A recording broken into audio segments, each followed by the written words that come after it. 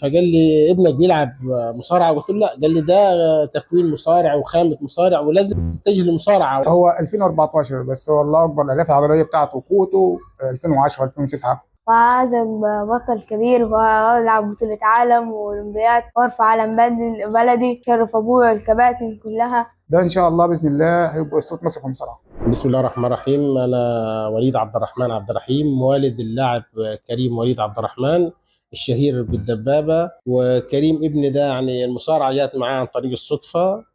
كنت انا ماشي معاه وهو كان بيلعب مع عيال اصحابه، فشال بيلعب في الشارع. في الشارع، وشال لاعب كده بطريقه، فشافه هو واحد. مش لاعب، هو شال حد يعني. شال حد من زمايله، هو بيهزر معاه كده فشاله. فشافه واحد مصارع انا اعرفه صاحبي يعني، فقال لي ابنك بيلعب مصارعه، قلت له لا. قال لي ده تكوين مصارع وخامه مصارع ولازم تتجه لمصارعه. وانا يعني هو الح عليا ان لازم